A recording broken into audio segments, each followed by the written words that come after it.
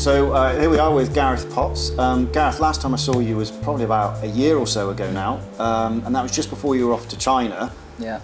A year or so has passed, and what have you been doing? Well, mainly in China. I'm still just playing Chinese 8-ball. Still absolutely loving it. In actual fact, it gets bigger and bigger every time I go. I'm doing around 8 trips to 10 trips a year. I've already been out there sort of 6 or 7 times already this year. Due to go back again in a couple of weeks. So yeah, just concentrating and focusing all my time really on the Chinese 8-ball. I've got a 5-year contract out in China, which I'm sort of halfway through. And yeah, like I say, just every time I go out, it just seems to get bigger and bigger. I've done some amazing stuff out there, from filming to the playing to exhibitions, and yeah, I just absolutely love it. Okay, so we were chatting, weren't we, about the differences between Chinese 8-ball, English 8-ball. I thought it's just the same, but yeah, no. To be honest, it couldn't be any different. To be honest, English 8-ball is played on a traditionally 7x4 table, with smaller balls, reds and yellows.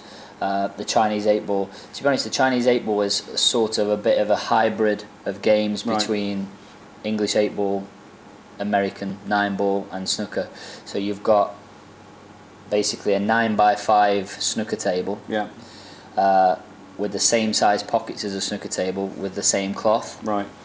But with American balls, playing 8-ball. Yeah. So you've basically got a hybrid of every cue sport that you've ever seen, and I think that's one of the reasons why the game is so popular, because I think it appeals to not only the viewing public, because the equipment, the tables are great, but I think it appeals to all of the cue sport players, because everybody that plays cue sports, whether it be English ball, whether it be American 9-ball, or whether it be snooker or any other cue sport, really, I think it appeals because some form of the discipline appeals to them in the sense of, well, they think that, well, actually I'd be able to play that game. It's unbelievably hard. It's by far the hardest form of 8-ball, and when you listen to some of the snooker players, some of them even say that in some ways it's actually harder than snooker.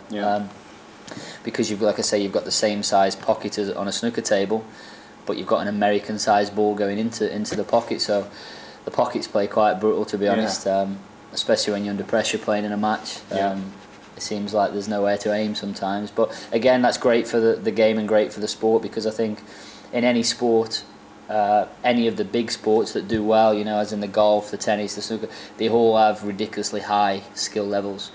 And Chinese 8-ball, in my opinion, is no different as far as 8-ball goes. It's unbelievably difficult. So in this country, obviously 8-ball is a big game, and it's hugely participated right the way up and down the country. How does that kind of compare in China? Yeah, well, to be honest, cue sports in general in China is just unbelievably big, and certainly as far as what we're used to in this country, and certainly in Europe, it's on a completely different scale. People ask me about it, and to be honest, the only way to compare it in some ways is it's almost like the football is to the English, or the football is to the British. It's just everybody plays the cue sport, and you just wouldn't believe how popular it is. It's played. I think there's something like 60 million players that play Chinese 8-ball, and now that's from the very bottom of club level, obviously right up to the top of the professional level, but 60 million players that actually play Chinese 8-ball alone. Yeah, so it's televised as well, isn't it? So it's a big televised sport. Yeah, it's televised on basically China's main TV channel is called CCTV5, and here in the UK we have various different versions of sports channels. So there's Sky Sports 1, 2, 3, there's Eurosport, there's BT. Now there's probably 10, 15 different sports channels. In China there's just one main sports channel, which is called CCTV5. So any major sporting event that happens in China, including now Chinese 8-ball for the big events, gets shown through CCTV5. So basically anybody that's got a TV gets CCTV5 because it's their sports channel, but it's just a terrestrial channel, so hence the reason why the viewing figures are so high. Yeah, so from a pressure point of view, What's that like? Because I can only ever begin to imagine. You know, I get a bit of pressure when I play with my friends, let alone with a country watching me. What is that like? Do you think about it? Do you not think about it?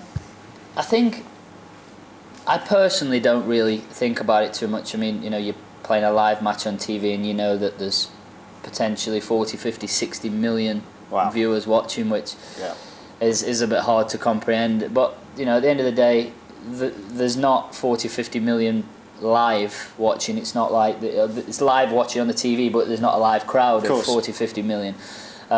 So really, if there's 500,000, if there's 10 million, if there's really, you don't see what's down the end of that lens. So I think that's a part of the psychology of the game, that it's important not to think about that sort of stuff too much, you know, because I think if you think about, you know, the prize that you're playing for, the tournament that you're about to win, the viewers that are potentially watching back home, and I think if you start to think about all of that too much, that's when it can sort of go drastically wrong. So a bit too overwhelming. Yeah, and I think that's where the psychology of the game sort of does play a huge part, because like you say, you know, you can be down the pub with your friends and there can be 10 people watching, and you know, you start getting nervous, you start twitching a little bit, you know, you could even be having a game of killer and, you know, you're about to win 10 quid off your mate. So I think that is a huge part of the game to be able to block out that sort of stuff and just focus on the job ahead, which is, at the end of the day, just potting the balls. Yeah, you make it sound simple. You make it look simple, but I know it's not that easy. Yeah. If you would like to continue listening to this exclusive interview with Gareth Potts, please click the annotation link to be taken to part 2.